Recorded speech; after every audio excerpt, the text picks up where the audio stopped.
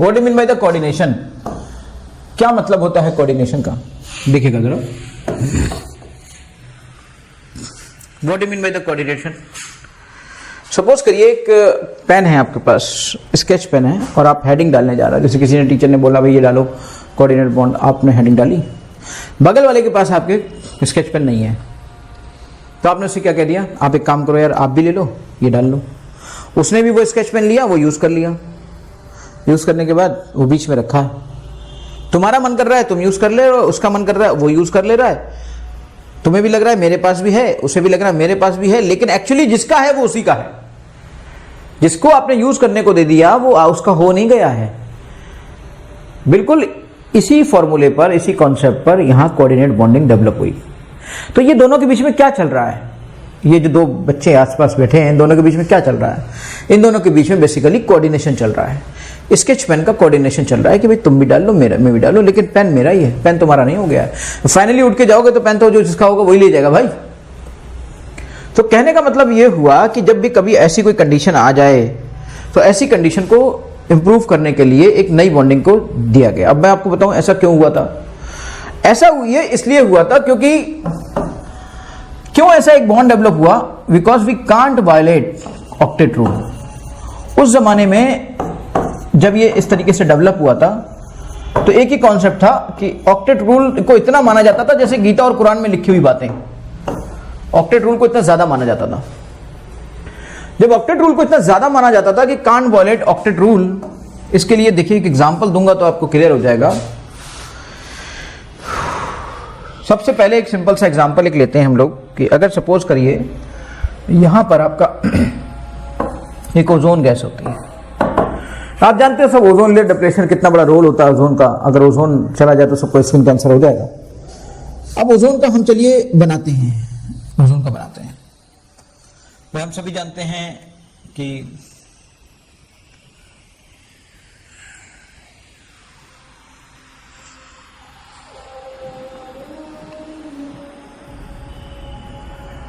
मान लीजिए ये इसका ऐसे हो गया,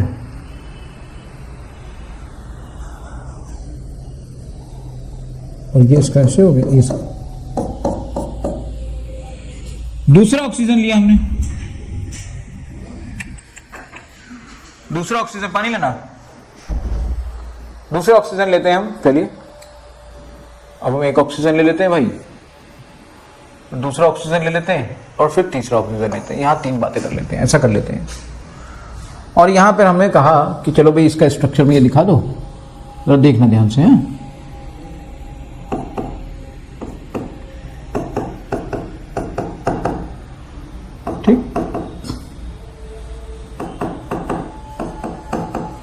सबके पास 6-6 है, सबके पास 6-6 है। ओके, सभी के पास 6-6 इलेक्ट्रॉन्स हैं।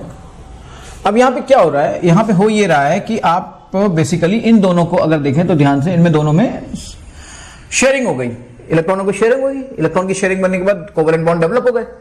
कोवेलेंट बॉन्ड यहां पे डेवलप हो गए, दो कोवेलेंट बॉन्ड डेवलप हो गए। अभी हम शेल लेवल पे बात कर रहे हैं। अभी हम ऑर्बिटल लेवल पे जब ओवरलैपिंग में जाएंगे तब हमें पता चलेगा कि सिग्मा कौन है और पाई कौन है। VSCPR जिसे हम कहेंगे, या जिसे हम कहेंगे आपकी VBT, वैलेंस बैलेंस थ्योरी। अब जरा समझिएगा आप यहां पर, तो इसके भी 8 कंप्लीट हो गए, ठीक। अब इसके भी 8 कंप्लीट हो गए। अब इसका क्या हो? इसका क्या हो अगर मैं इसके साथ भी इसके बॉन्ड को बना देता हूं? मान लीजिए मैंने ऐसे कर दिया होता, मान लीजिए इसको ऐसे कर देता, तो दिक्कत क्या थी? सपोज करिए मैंने ऐसे कर दिया होता तो दिक्कत क्या होती? देखिए समझिएगा, ध्यान से समझिएगा। तो दिक्कत क्या है जरा समझिए इस बात को। देखिए इसके पास कितने हैं? 8 इलेक्ट्रॉन, 2 2 4 4 4 8। इसके पास कितने हो गए? 2 2 4 4 2 8 2 10। इसके पास होगा बेटा 10 इलेक्ट्रॉन्स। और इसके पास कितने हैं? इसके पास होगा 8 इलेक्ट्रॉन। तो अगर मैं सब के सब ऐसे बॉन्ड बना देता तो इस तरह से यहां पे हो जाते 10 और यहां पे हो जाते 8 और यहां पे हो जाते 8। इसका मतलब ये क्या हो गया? ये हो गया आपका वायलेशन ऑफ ऑक्टेट रूल। ये हो गया वायलेशन ऑफ ऑक्टेट रूल। ये हो गया वायलेशन ऑफ ऑक्टेट रूल, ठीक। अब उस जमाने में ऑक्टेट रूल तो गीता और कुरान में लिखे हुए लफ्ज थे, इसको तो इसका तो वायलेशन किया नहीं जा सकता। तो तिगड़े बिठाई, जुगाड़ बिठाया कि इसको कैसे एक्सप्लेन करें, ऑक्टेट रूल भी फ्लॉप ना हो और हमारी बात भी बन जाए और बॉन्डिंग भी डिसाइड हो जाए, क्योंकि बॉन्डिंग तो है ही, जब ऑक्सीजन मॉलिक्यूल इतना स्टेबल है तो बॉन्डिंग भी स्टेबल है। तो दिमाग लगाया दुनिया भर के वैज्ञानिकों ने, दुनिया भर के साइंटिस्ट ने माइंड लगाया, उन्होंने कहा यार एक काम करो। उन्हें फिर वही अपने बचपन में जो क्लास में साथ में बच्चा बैठता था उनके साथ, तो उन्हें याद आया कि यार वो तो मेरे स्केच पेन का यूज करता था और ये पेन तो मेरा ही रहता था, काम उसका भी चल जाता था, मेरा भी चल जाता था, तो क्यों ना क्यों ऐसा ही कोऑर्डिनेशन यहाँ पे भी किया जाए। उन्होंने कहा भाई ये जो लोन पेन है ना, ये लोन पेन हल्का सा आगे शिफ्ट हो जाता है, जिससे क्या होता है इसकी शेल से भी जाता नहीं है और इसको भी ये मिलता नहीं है, मगर इसका भी काम चल जाता है और इसके ऑक्टेट 8 भी कम होते नहीं है। इस तरह से इसका भी 8, इसके 8 पूरे हो गए हैं, इसके 8 पूरे हो गए हैं और इसे 8 का एहसास हो गया है कि ये मेरा ही तो है, मेरा भी तो काम चल रहा है। इस तरीके से कोऑर्डिनेशन हो गया। हुए नहीं है 8, इसके 8 हुए नहीं है, इसके पास केवल 8 का एहसास है। देखो ना बगल में बैठे हुए स्टूडेंट के पास ये एहसास है, सर बोलेंगे अगर हेडिंग तो मैं उस स्केच पेन से लिख लूंगा, उसे टेंशन नहीं है। इसी तरह से ये इसके साथ जुड़ा है, इसे टेंशन नहीं है, क्योंकि इसे पता है कि ये मेरे पास इलेक्ट्रॉन है, अगर मुझे जरूरत है तो मैं इसको रख लूंगा, तो उसके पास एक बॉन्डिंग है। इसका मतलब इन दोनों में एक बॉन्डिंग बन गई। जो कोई भी ऐसा रीजन, तो 2 लोग एक जगह पे बैठे हैं, वो बॉन्डिंग कहलाता है। यहां पे बॉन्डिंग का रीजन क्या बन रहा है? यहां पे बॉन्डिंग का रीजन बन रहा है ये कोऑर्डिनेशन जो इन दोनों के बीच में था, इसलिए इस बॉन्डिंग का नाम क्या रखा गया? Coordinate bonding. Coordinate bonding. यहां पे बॉन्डिंग का रीजन क्या बन रहा है? यहां पे बॉन्डिंग का रीजन बन रहा है इन दोनों के बीच में ये इलेक्ट्रॉन शेयर हुए, इसलिए इसका नाम क्या रखा गया? Sharing bonding.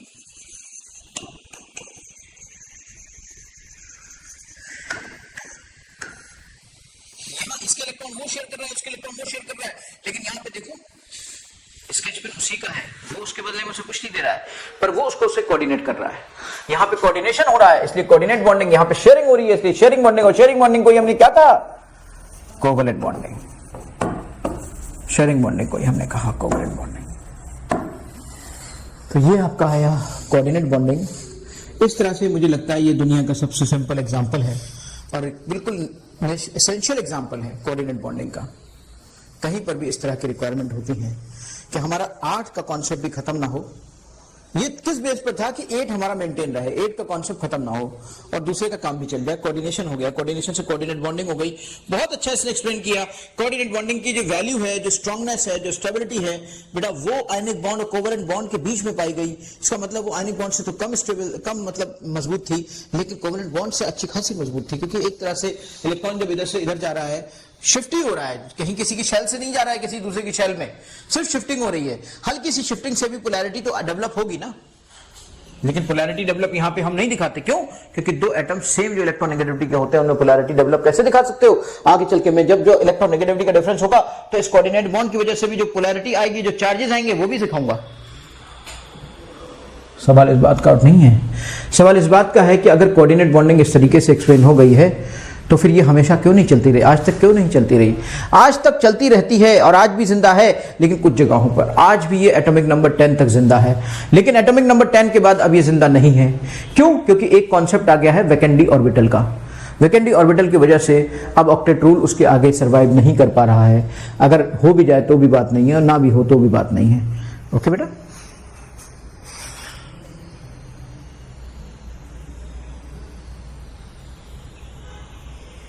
एक एक करके हम लोग कुछ एग्जांपल्स को समझते हैं और उनके बारे में मैं सबके स्ट्रक्चर्स आपको समझाता हूं, बताता हूं कि कैसे, कहां पे क्या हो गया होगा, कैसे बन गया होगा, क्या बन गया होगा, क्यों बन गया होगा।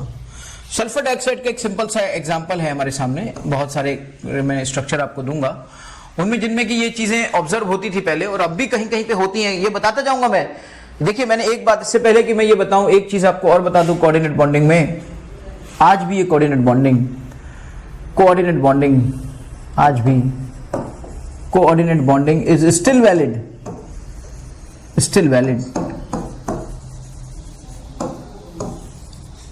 Up to atomic number 10, but beyond atomic number 10, beyond z is equal to 10, beyond z is equal to 10 means z is greater than 10, 10 से ज्यादा के लिए now it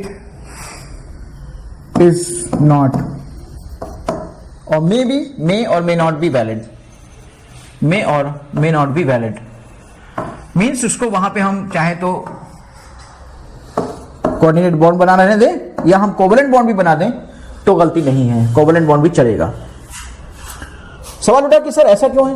देखिए इसकी बात आपको समझ में आएगी इसके इलेक्ट्रॉनिक कन्फिग्रेशन में। अगर मैं Z इज इक्वल टू 10 रखूं तो इलेक्ट्रॉनिक कन्फिग्रेशन क्या बनेगा? 1s2 2s2 2p6।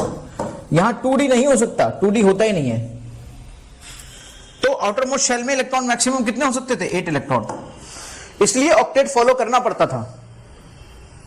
लेकिन जरा देखिए जब Z will be greater than 10, जब Z आपका ग्रेटर देन 10 होता है, मान लीजिए मैं फास्फोरस ले लेता हूं, फास्फोरस में 15 है या सल्फर में 16 है, तो यहां पे क्या होगा? यहां पे होगा 1s2, यहां पे 2s2, यहां पे 2p6, यहां पे फिर आ जाएगा 3s2, फिर यहां आ जाएगा 3p3, फिर ये आपका D 3D ये आपका 0 खाली है। देखिए वैकेंट डी ऑर्बिटल है आपका, D पूरा की पूरा खाली है और D में बेटा 5 और एक्स्ट्रा आ सकते हैं। यानी टोटल मिलाकर जब ऐसी सिचुएशन होती है फास्फोरस की तो वहां ऑक्टेट रूल वैलिड नहीं होता। वहां पे 8 10 भी हो सकते हैं, 12 भी हो सकते हैं, 14 भी हो सकते हैं, 16 भी हो सकते हैं, मैक्सिमम 18 हो सकते हैं। 18 जिसे हम कहते हैं स्यूडो नोबल गैस कन्फिग्रेशन। 8 को हम कहते हैं नोबल गैस कन्फिग्रेशन और 18 को कहते हैं स्यूडो नोबल गैस कन्फिग्रेशन। वहीं पे सल्फर की बात मैं करता, सल्फर में क्या होता? सल्फर में 1s2 2s2 2p6 3s2 3p4 और देखिए यहां पर थर्ड नंबर की शेल आ गई है तब तो S भी होगा, P भी होगा, D भी होगा, लेकिन ये D खाली है, इसमें कुछ गया नहीं है। लेकिन गया नहीं है मगर घर तो है कमरे में। अगर घर के अंदर कमरे हैं तो कोई मेहमान आएगा तो रह तो सकता है भाई। मान लीजिए घर के अंदर सिर्फ 26 लोगों की जगह है और 16 लोग हैं तो 10 लोग तो और आ सकते हैं ना, खाली पड़े हैं तो पड़े रहने दो। तो वैकेंट डी ऑर्बिटल है, घर के अंदर कमरे तो मौजूद है। तो अब वो बंदिश नहीं रह गई इन कंपाउंड्स में जिनके अंदर 3 नंबर की शेल शुरू हो जाती है। देखिए मैंने क्यों कहा 10 के बाद क्योंकि थर्ड नंबर की शेल शुरू हो जाती है और थर्ड नंबर की शेल शुरू होते ही बेटा वहां पर डी ऑर्बिटल का कॉन्सेप्ट भी आ जाता है, क्योंकि थर्ड नंबर की शेल जैसी आएगी तो वहां पे S भी होगा, वहां पे P भी होगा, वहां पे D भी होगा। और ऐसी सिचुएशन में वहां पर ऑक्टेट रूल नॉर्मली वैलिड हो जाता है। कुछ जमाने के थ्रेडी स्ट्रक्चर्स आज भी कोऑर्डिनेट बॉन्ड के साथ दिखाए जाते हैं, लेकिन अगर उसको कोऑर्डिनेट बॉन्ड ना दिखाते बॉन्ड पे दिखा दो तो कोई इशू नहीं है, क्योंकि अब प्रॉब्लम नहीं है कि आप ऑक्टेट रूल को फॉलो करो more than Z is equal to 10 के लिए। तो अगर मैं इस बात को यहां पे समझता हूं तो आपको मैं एक चीज छोटी सी बताता हूं। देखिए समझिए जरा इस बात को। इसको मैं थोड़ा सा और कलर को यूज करता हूं, रेड कलर। तो SO2 आप एक स्ट्रक्चर को देखिए, हमारे सामने SO2 का एक स्ट्रक्चर है बेटा। स्पेस या तो इसको मिटा देते हैं, ये SO2 है, ऐसे ही बना हुआ है और उसके बाद ये ऐसे बना हुआ है। पहले तो मैं दिखाता हूं कि ये इस तरीके से इस छोटा दिख रहा होगा आपको, तो पूरा चलिए करके दिखाता हूं।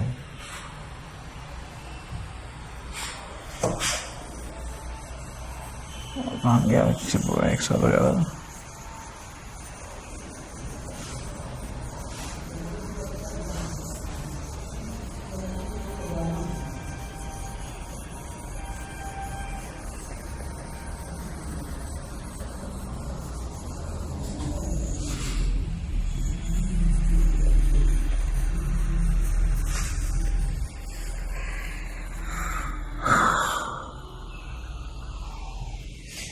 SO2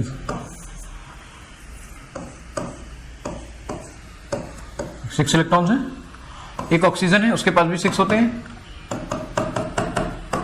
आप सब जानते हो। दूसरा भी ऑक्सीजन है उसके पास भी 6 होते हैं। अब क्या हो?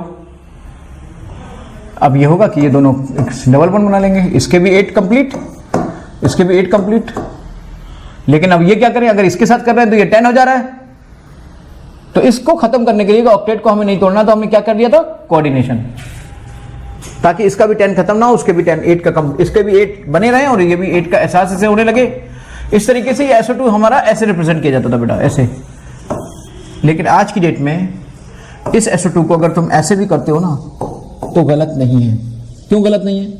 पहले क्यों गलत था? पहले गलत इसलिए था, पहले सही ये था, अब पहले गलत था। क्यों गलत था पहले? देखिए ना क्यों गलत था, मैं आपको बता रहा हूं। देखिए यहां पे कितने हो गए? 2 to 4 bonds, 4 means 8 electrons plus 2, यानी कि ये आपके 10 हो गए। 10 इलेक्ट्रॉन्स हो गए, ऑक्टेट रूल वायलेट हो गया। ऑक्टेट रूल वायलेट हो गया जिस वजह से ये पहले गलत माना जाता था, लेकिन अब ये सही माना जाता है क्योंकि इसमें वैकेंट डी ऑर्बिटल है, इसलिए इसको ऐसे भी लिखा जा सकता है। हाँ, अगर आपने यू लिखा है तो अच्छा है, ठीक है, कोई गलत नहीं है। कोऑर्डिनेट बॉन्डिंग को अगर आप फॉलो कर रहे हो तो गलत नहीं है, लेकिन अगर आप कहो मुझसे कि कौन बेटर है तो मैं कहूंगा ये बेटर है। बिल्कुल वैसे ही कॉन्सेप्ट SO3 के अंदर है। SO3 में भी ऐसा ही है। पहले SO3 में ये था, पहले SO3 में ये था, तो इधर से इसके 8 पूरे हो गए थे तो इधर को भी कोऑर्डिनेट कर दिया इसने, इसको भी कोऑर्डिनेट कर दिया। पहले के जमाने में देखिए ये था, लेकिन अब के जमाने में क्या है? अब के जमाने में ये है कि अगर आप ये तीनों भी ऐसे बना देते हो तो कोई इशू नहीं है। क्यों इशू नहीं है? क्योंकि अब वैकेंट ऑर्बिटल की मौजूदगी की वजह से अगर इलेक्ट्रॉन ओवरऑल 8 से ज्यादा भी हो जाए तो कोई इशू नहीं होता। जहां पर वैकेंट ऑर्बिटल होता है वहां पर यह मसला नहीं आता। अभी सल्फर का इलेक्ट्रॉनिक कन्फिगरेशन मैंने आपको बताया और बताया है कि वहां पर 8 से ज्यादा हो सकते हैं क्योंकि वैकेंट ऑर्बिटल वहां पर मौजूद है।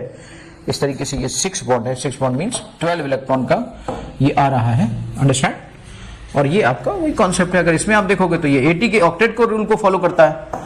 इसमें तो सबका ऑक्टेट है, सबका ऑक्टेट कंप्लीट है भाई, सभी अपने ऑक्टेट पर है। लेकिन प्रॉपर्टीज में ये ज्यादा प्रॉपर्टीज शो कर रहा है। फिर हम बात करते हैं हाइड्रोनियम आयन की। हाइड्रोनियम आयन कैसे बना होगा? Let's understand hydronium ion. एक एक करके चीजों को करते हैं।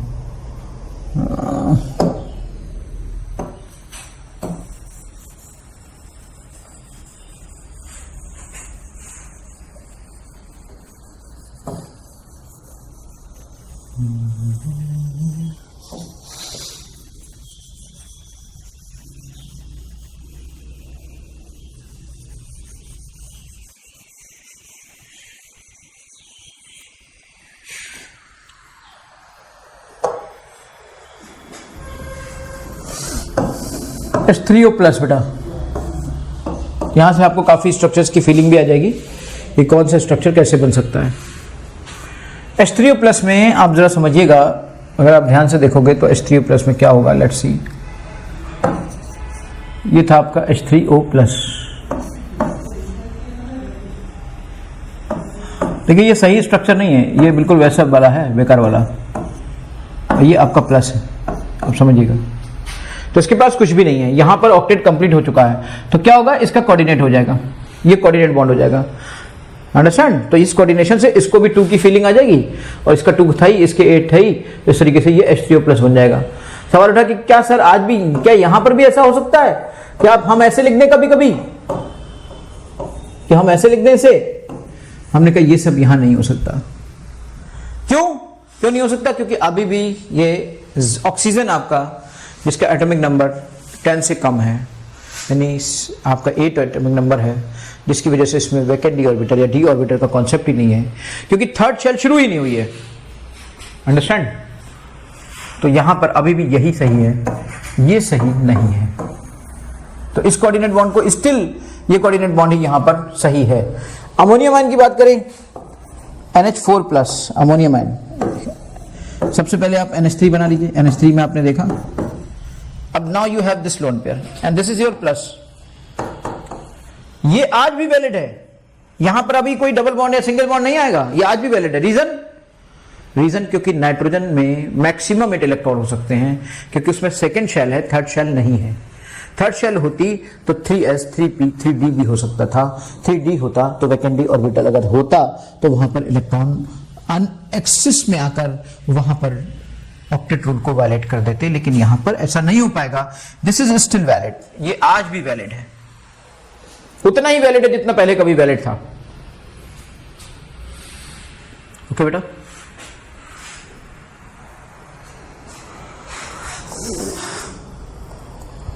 Let's understand sulphuric acid. Sulphuric acid का कैसा होता है? सल्फ्यूरिक एसिड H2SO4 के बारे में यहां पे देखिए दिया गया है कि H2SO4। अब आप ध्यान दीजिए जरा इसके स्ट्रक्चर पे, ये कैसे होगा भाई। देखिए आप सब जानते हो ऑक्टेट कंप्लीट करना है। ऑक्टेट कंप्लीट करने के लिए देखिए ऑक्सीजन को आपने ऐसे लगा दिया, तो इसका ऑक्टेट कंप्लीट हो गया। ऑक्सीजन को आपने ऐसे लगा दिया, इसका ऑक्टेट कंप्लीट हो गया। लेकिन अभी भी 2 ऑक्सीजन बचे हुए हैं जिनका ऑक्टेट कंप्लीट नहीं है। और देखिए यहां पर ये आपके इस तरीके से इलेक्ट्रॉन है यहां पे मौजूद। जब यहां पे इस तरीके से ये चीजें प्रेजेंट है और अभी 2 इलेक्ट्रॉन भी प्रेजेंट है, अभी 2 इलेक्ट्रॉन भी प्रेजेंट है, ये 2 इलेक्ट्रॉन है, ये 2 इलेक्ट्रॉन है, इनका ऑक्टेट देखिए इसका भी कंप्लीट हो गया, लेकिन ऑक्सीजन यहां भी अभी बचा है, ऑक्सीजन यहां भी अभी बचा है। तो पहले क्या था, पहले ये था कि भाई अगर तुम इसको डबल बॉन्ड बना दोगे तो इसका तो 8 पूरा हो जाएगा, लेकिन इसके ज्यादा हो जाएंगे। तो इस डर से पहले ये कोऑर्डिनेट बॉन्ड बनाया गया था, ये इस डर से ये कोऑर्डिनेट बॉन्ड बनाया गया था, इस डर से ये कोऑर्डिनेट बॉन्ड बनाया गया था, इस डर से ये कोऑर्डिनेट बॉन्ड बनाया गया था ताकि ये ऑक्टेट डिस्टर्ब ना हो। लेकिन बाद में पता चला सल्फर तो 16 नंबर का है, 16 नंबर के अंदर तो थर्ड शेल शुरू हो जाती है, थर्ड शेल में तो 3s 3p और 3d मिलता है और 3d भी खाली होता है, तो इसमें तो कोई समस्या ही नहीं है, इलेक्ट्रॉन अगर आ भी जाए तो ऑक्टेट की जरूरत ही नहीं है, कि ऑक्टेट की मजबूरी नहीं है। तो ऑक्टेट की मजबूरी नहीं है तो लोगों ने कहा भाई जश्न मनाओ, अब हम इसके स्ट्रक्चर को ऐसे ही नहीं बल्कि ऐसे भी रिप्रेजेंट कर सकते हैं। चलो ऐसे कर लेते हैं। ऐसे हमने किया तो हमने देखा कि सल्फर में 2 2 4 5 6 बॉन्ड आ गए, 6 बॉन्ड, एक बॉन्ड में 2 इलेक्ट्रॉन्स होते हैं, 6 बॉन्ड में आपके 12 इलेक्ट्रॉन हो गए। देखिए ऑक्टेट रूल वैलिड हो गया, ऑक्टेट रूल वैलिड नहीं रहा इस वाले स्ट्रक्चर में, इस वाले स्ट्रक्चर में ऑक्टेट रूल वैलिड है, लेकिन याद रखिए आज की डेट में ये ज्यादा अच्छा है क्योंकि नए कॉन्सेप्ट को फॉलो कर रहा है। समझ गए?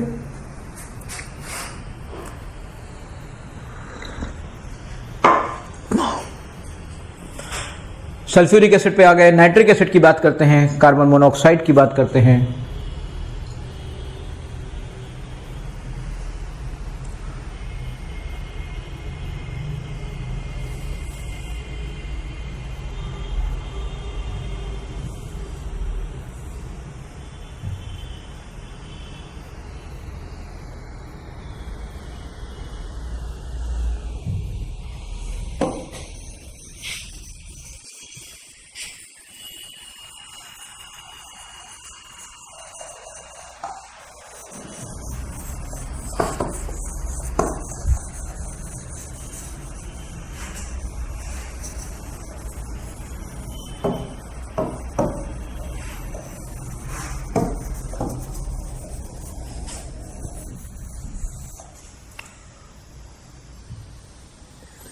नाइट्रिक एसिड HNO3, जरा देखिए इसका ध्यान से, HO 3 बॉन्ड है, देखिए 8 कंप्लीट हो गया यहां पर, लेकिन अभी 2 इलेक्ट्रॉन बचे हैं, एक ऑक्सीजन भी बचा है, उस ऑक्सीजन में भी 6 इलेक्ट्रॉन्स हैं।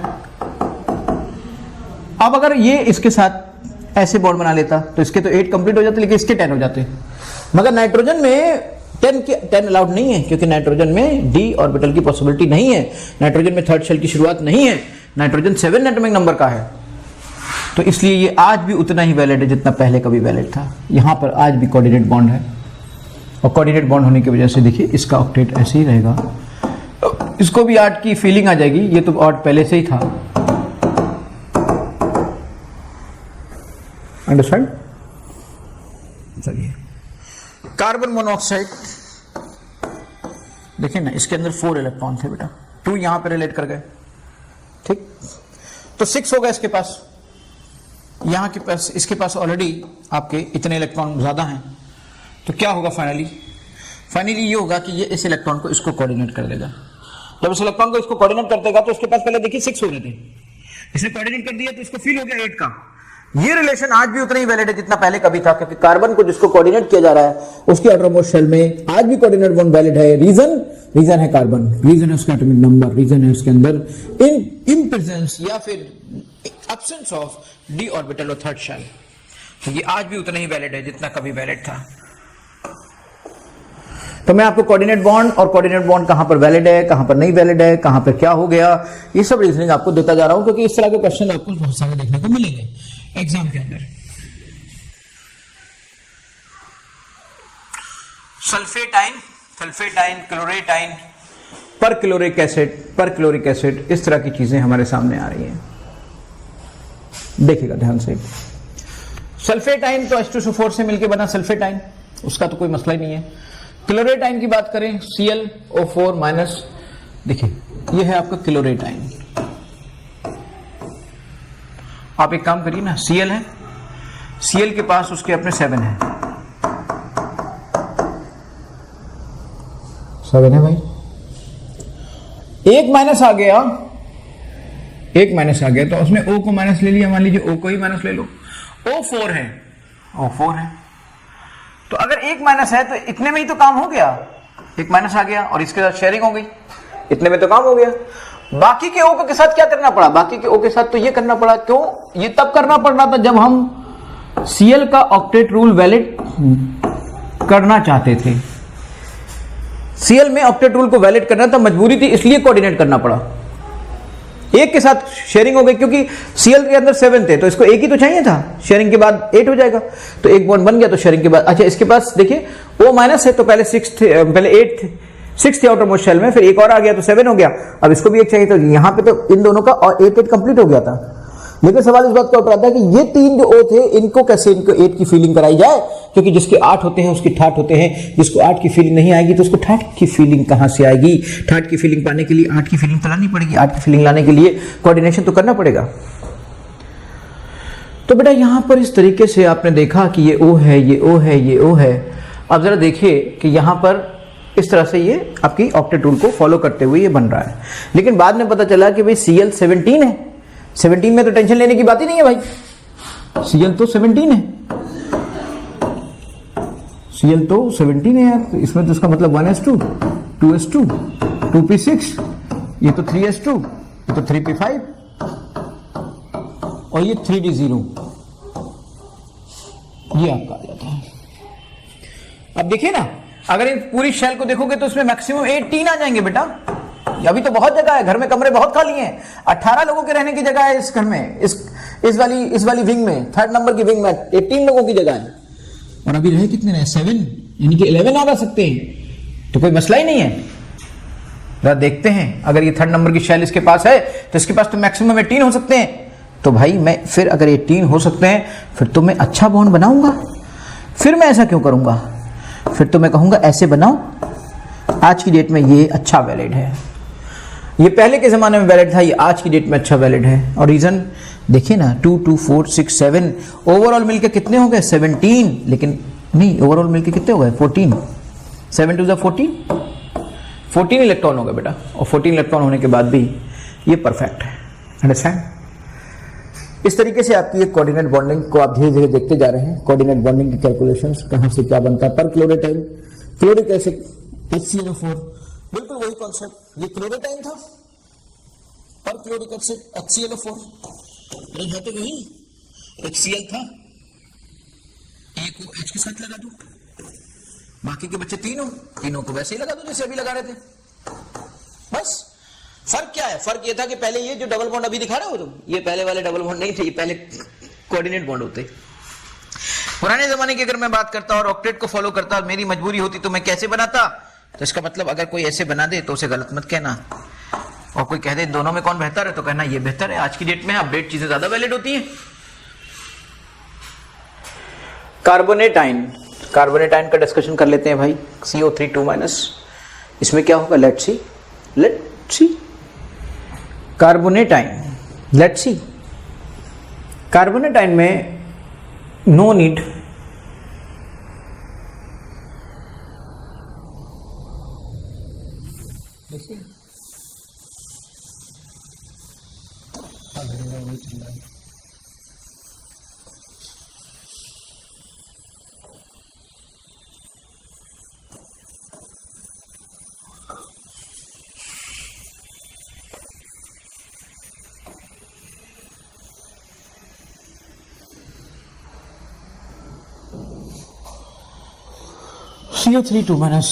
CO3 2- की अगर हम बात करें तो ये आपका बन जाता है carbon, CO3 2-। Understand one thing. तो चलिए 2 ऑक्सीजन हम इस तरह से ले लेते हैं। देखिए ये 4 है, we are taking here 2 oxygen like this, 2 oxygen like this. तो अभी इसके 6 ही तो हुए ना, if you are taking in this way, यहां पे तो 6 ही हुए, तो ऑब्वियसली इसमें तो 8 हो जाएगा, तो कोई इश्यू नहीं आता।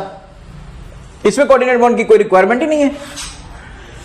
इसमें कोऑर्डिनेट बॉन्ड की क्या रिक्वायरमेंट है? अगर आप क्लोरेटाइन को कार्बोनेटाइन की बात कर रहे हैं तो इसमें क्लोरेटाइन की कार्बोनेटाइन की कहां रिक्वायरमेंट है, मतलब वो सॉरी कोऑर्डिनेट बॉन्ड की कहां रिक्वायरमेंट है? ओके बेटा, चलिए लेट्स डिस्कस फॉस्फेटाइन, PO4 3- कि फॉस्फेट में होते हैं 5,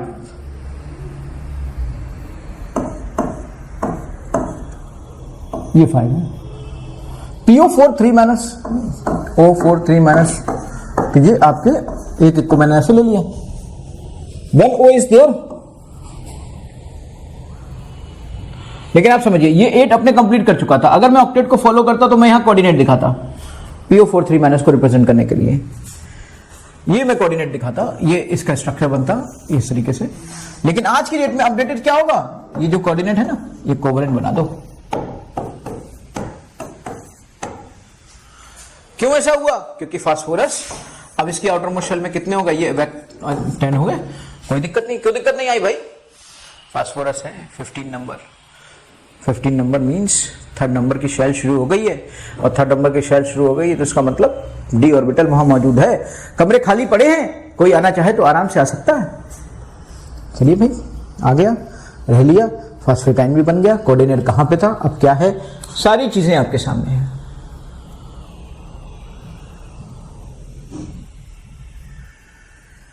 तो मुझे लगता है बहुत सारे स्ट्रक्चर मैं आपको बता चुका हूं, अब और ज्यादा स्ट्रक्चर का डिस्कशन की रिक्वायरमेंट यहां पे समझ में नहीं आ रही है कि आपका ऑर्थोफॉस्फोरिक एसिड ये सब स्ट्रक्चर आप जानते ही हो, और कहां क्यों होता है, कैसे होता है, बहुत सारे स्ट्रक्चर हम लोग आगे चल के भी सीखेंगे।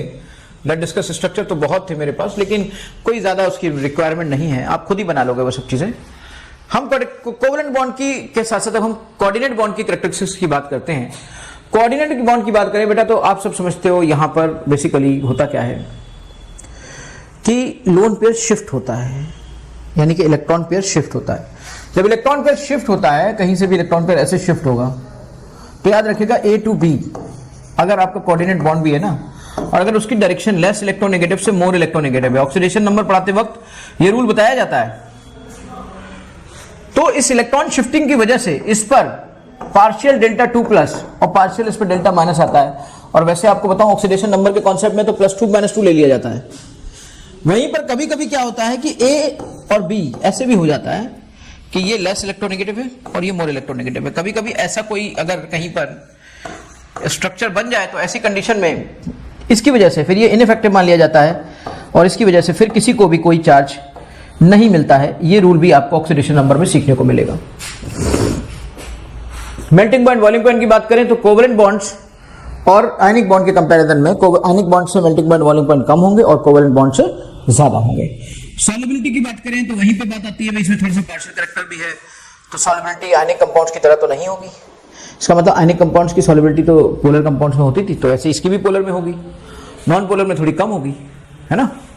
कंडक्टिविटी की बात करें तो ये भी बैड कंडक्टर ऑफ इलेक्ट्रिसिटी ही होते हैं, लेकिन हाँ उनसे ज्यादा अच्छे होते हैं, बैड कंडक्टर ही होते हैं। स्टेबिलिटी की बात करें तो स्टेबिलिटी की आप देखिए ध्यान से, अगर तो आयनिक बॉन्ड से स्टेबिलिटी कम होती है, कोवेलेंट बॉन्ड के लगभग बराबर ही स्टेबिलिटी होती है, थोड़ी सी ज्यादा भी कहीं कहीं पर मिलती है।